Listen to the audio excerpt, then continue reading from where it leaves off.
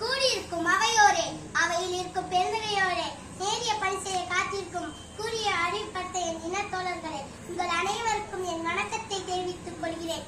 சுற்றுச்சூழல் பாதுகாப்பு என்ற தலைப்பில் நான் இப்பொழுது பேச வந்துள்ளேன். மனித வாழ்வில் வரம் இயற்கை, மனித வாழ்வில் வரம் இயற்கை, மக்களை காக்கும் ஆயுதம் இயற்கை, மக்களை காக்கும் ஆயுதம் இயற்கை, சுத்தமான காற்று தரும் இயற்கை, சுத்தமான காற்று தரும் இயற்கை, காடுகள் மலைகள் ஆறுகள் கடல் போன்ற இயற்கையின் படைப்பாகும்.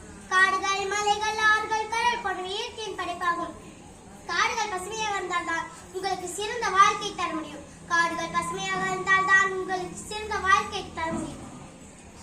ஆனால் மனிதனால் காடுகள் மலைகள் ஆறுகள் என அனைத்து மாசடைந்து வருகிறது. மனிதனால் அருந்துகின்ற நீரிலிருந்து உண்ணுகின்ற உணவு வரை அனைத்தும் இயற்கையிலிருந்தே மாசு. மனிதன் அருந்துகின்ற நீரிலிருந்து உண்ணுகின்ற உணவு வரை அனைத்தும் இயற்கையிலே கிடைக்கிறது.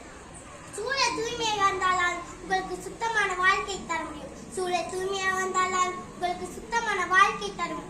அனைத்து உயிரினங்களுக்கு மழை, காற்று, தீ, நிலம், நீர் போன்ற பஞ்சபூதங்கள் தேவை.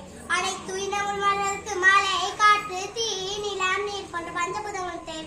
ஆனால் மனிதனால் மழை, காற்று, தீ, நிலம், நீர் என அனைத்து மாசடைந்து வருகிறது. மனிதனால் மழை, காற்று, தீ, நிலம், நீர் என அனைத்து மாசடைந்து வருகிறது. இயற்கை சுத்தமாக இருந்தால்தான் நாம் ஆரோக்கியமாக இயற்கை சுத்தமாக இருந்தால்தான் நாம் ஆரோக்கியமாக வரும்.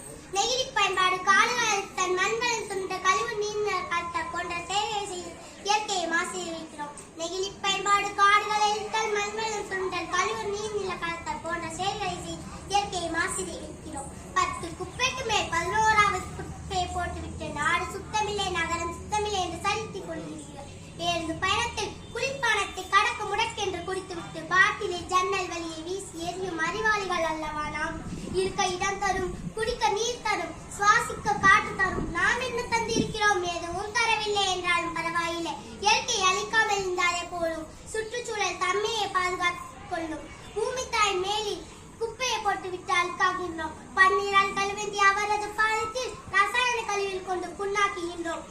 பூமி தாய் தன் தண்ணீரை துடைக்கும் கைகளை தேடிக்கொண்டிருக்கிறார். அந்த கைகள் நம்மை போன்ற மாணவர்கள் விளங்க வேண்டும். மரம் வளர்ப்போம், மழை பெறுவோம், சுற்றுச்சூழலை பாதுகாப்போம். மரம் வளர்ப்போம், மழை பெறுவோம், சுற்றுச்சூழலை பாதுகாப்போம். நன்றி, வணக்கம்.